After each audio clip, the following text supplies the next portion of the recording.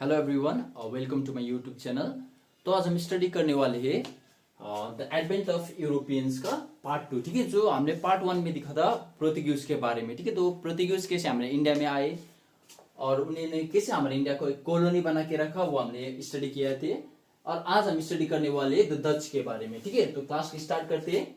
The Dutch were the people from Netherland Holland. Okay, so ये Dutch थे जो Dutch करके जो हमारे इंडिया में आए थे। ठीक है, जिसने हमें इंडिया को इन्वेट किया वो आए थे नीदरलैंड से आए थे। ठीक है, हॉलैंड करके कंट्री, वहां से वो आए थे, डच वहां से आए थे। ठीक है, तो Cornelius de Houtman Thus explorer, he find out new sea route to Indonesia in the year 1596. Okay, जैसे वास्को द गामा ने इंडिया का सी रूट डिस्कवर किया था। ठीक है, जो पोर्तुगीज वास्को द गामा ने इंडिया का सी रूट डिस्कवर किया था, वैसे ही द कॉर्नेलियस डी हॉटमैन करके क्या है, एक डच एक्सप्लोरर है। उन्होंने क्या किया था, उन्होंने डिस्कवर किया था सी रूट इंडिया पे नहीं। ठीक है, उन्होंने डिस्कवर किया था सी रूट इंडोनेशिया पे। ठीक है, इन द ईयर 1596 पे उन्होंने सी रूट का डिस्कवर किया।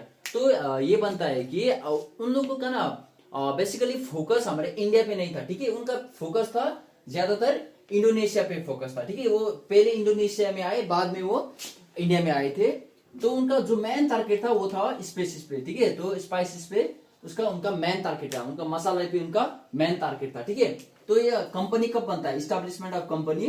तो कंपनी बना था जो डच ईस्ट इंडिया कंपनी करके एक कंपनी है, वो बना था मार्च 1602 में डच ईस्ट इंडिया कंपनी करके बना था। ठीक है, जैसे हमारे ब्रिटिश ईस्ट इंडिया कंपनी है, वैसे ही डच ईस्ट इंडिया कंपनी करके 1602 में बना था। ठीक है, company got power to declare wars, treaties, conquer territories and fortification etcetera. तो जो एक कंपनी है, जो ये डच ईस्ट इंडिया कंपनी है, उनको क्या क्या पावर मिला था, उनको पावर मिला था कि वो वार डिक्लेयर कर सकते हैं। ठीक है, तो एक नए नए ट्रीटीज साइन कर सकते हैं।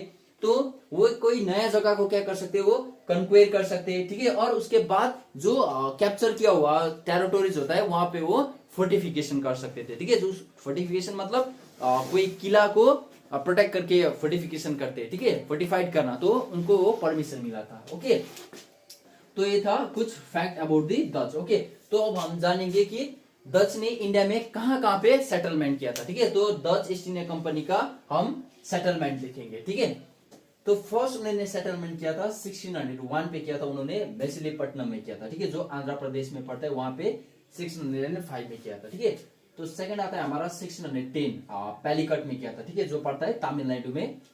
थर्ड किया था 1616 में सूरत। ठीक है, सूरत जो गुजरात पे पड़ता है। फोर्थ किया था 1641 में किया था, वो था भीमिलीपट्टनम। ठीक है, वो पड़ता है आंध्र प्रदेश में।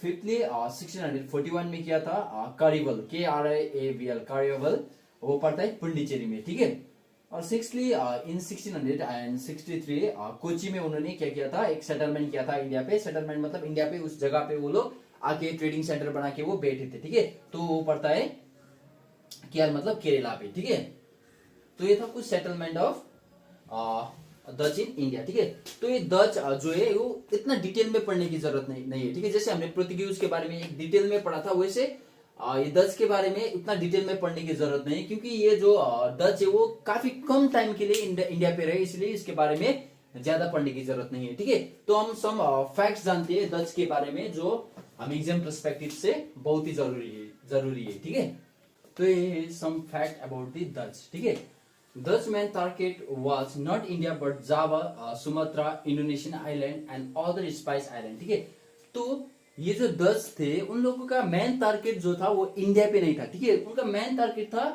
ज्यादातर वो जहाँ पे मसाला मिलता है। ठीक है, वो मसाला ज्यादातर वो जावा, सुमात्रा, ठीक है, जो इंडोनेशियन आइलैंड है, वहां पे ज्यादा करके क्या मिलता था, मसाला मिलता था। तो उनका मेन टारगेट इंडिया पे ले ले तो ज्यादातर जहाँ पे मसाला मिलता है, ठीक है, वहीं पे उनका मेन टारगेट था। ठीक है, तो उनका मेन टारगेट ऐसा नहीं था कि इंडिया पे आके वो इंडिया के जो वेल्थ है उसको प्लंडर करके ले जाना, ऐसा उनका कंसेप्ट नहीं था। ठीक है, उनका मेन कंसेप्ट था कि इंडिया पे जहाँ पे मसाला मिलता है बस वहीं से मसाला लेकर चले जाए। ठीक है, तो उन्होंने फर्स्ट सेटलमेंट किया था इंडोनेशिया पे, सो बाद में आके उन्होंने किया इंडिया पे सेटलमेंट किया। ठीक है, so Dutch capture Male and Indonesian island from the Portuguese. ठीक है, जो माले और इंडोनेशियन आइलैंड है, ठीक है, जो हमको तो पहले से पता है कि जो फर्स्ट जो आए थे हमारे इंडिया पे वो थे पोर्तुगीज। ठीक है, तो पहले जो इंडोनेशिया और ये जो माले है, जो दो जगह है, ये पड़ता था पहले वो पोर्तुगीज के कंट्रोल में था, लेकिन बाद में जब डच आए तो उन्होंने इस दो जगह डच से छीन लिए, ठीक है, तो उनके कंट्रोल में आ गए। फिर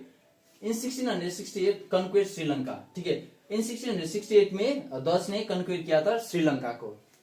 okay, so replace Portuguese as the power in the East. So जो हमारे इंडिया के ईस्ट में जितना भी स्टेट पड़ता है वो पहले कंट्रोल में था, पोर्तुगीज के कंट्रोल में था, लेकिन बाद में जब डच आते हैं तो पूरा ईस्ट उनके कंट्रोल में आ जाता है, ठीक है। जो ईस्ट है वहां पे उन्होंने रिप्लेस किया पोर्तुगीज को और वो एज अ पावरफुल बन गए in the East. Okay, so ये था some facts about the Dutch. अब हम जानेंगे कि डच कैसे हमारे इंडिया में इंग्लिश के साथ ब्रिटिश के साथ वो बैटल करते हैं और कैसे इंडिया में वो कन्फ्लिक्ट करते हैं और हार के फिर वापस चले जाते हैं, ठीक है। वो अभी हम वो स्टडी करेंगे। अभी हम स्टडी करेंगे डच के डिक्लाइन के बारे में, ठीक है। तो ये जो डच थे ये काफी टाइम तक जो इंग्लिश मतलब जो ब्रिटिश होते हैं उनके साथ कन्फ्लिक्ट में रहते हैं, ठीक है, क्योंकि जो 1605 में हमारे जो डच तो आए हुए थे, लेकिन बाद में 1608 में ये इंग्लिश यानी ब्रिटिश भी हमारे इंडिया में आ जाते हैं। तब से ही हमारे इंडिया में दो यूरोपियन पावर के बीच में कन्फ्लिक्ट लगा रहता है, ठीक है। तो वो कन्फ्लिक्ट कितना मतलब 60 से 70 साल तक, ठीक है, वो कन्फ्लिक्ट लगातार चला जाता है। उसके बाद क्या होता है, डच काफी कमजोर बन जाते हैं, ठीक है, डच पावर काफी कमजोर बन जाता है ये 60 और 70 साल कन्फ्लिक्ट करने के बाद, ठीक है। तो in 1759 British defeated Dutch in battle of Vedara, ठीक है, विदारा। तो जब ये काफी कमजोर बन जाते हैं डच ब्रिटेन के साथ फ्रिक्वेंटली कन्फ्लिक्ट करने से, तो इन 1759 वो क्या हो जाते हैं, टोटली डिफीटेड हो जाते हैं, ठीक है। वो इंडिया में उनका सेटलमेंट टोटली डिस्ट्रॉय हो जाता है, ठीक है, in the battle of Vedara, ठीक है। तो ये था डिक्लाइन ऑफ डच के बारे में। ओके, सो अब हम देखेंगे डच ने हमारे इंडिया से क्या क्या ट्रेड किया, ठीक है। तो उन्होंने ट्रेड किया, एक इंडिगो ट्रेड किया, ठीक है, इंडिगो उन्होंने ट्रेड किया यमुना वैली और सेंट्रल इंडिया से उन्होंने क्या किया, इंडिगो का ट्रेड किया। तो दूसरा है टेक्सटाइल एंड सिल्क का उन्होंने ट्रेड किया बंगाल एंड गुजरात से, ठीक है। तो थर्ड आता है सल्पेट्रिक करके आता है, इसका मतलब होता है बारूद, ठीक है। सल्पेट्रिक का मतलब जो बारूद होता है, वो बारूद उन्होंने ट्रेड किया बिहार से, ठीक है। और लास्ट ये आता है ओपियम एंड राइस, ठीक है। ओपियम तो आपको पता ही है, जो एक ड्रग्स है, ठीक है। तो ओपियम एंड राइस का उन्होंने ट्रेड किया था, वो किया था उन्होंने गंगा वैली में, ठीक है। तो ये बनता है कुछ डच के बारे में, ठीक है।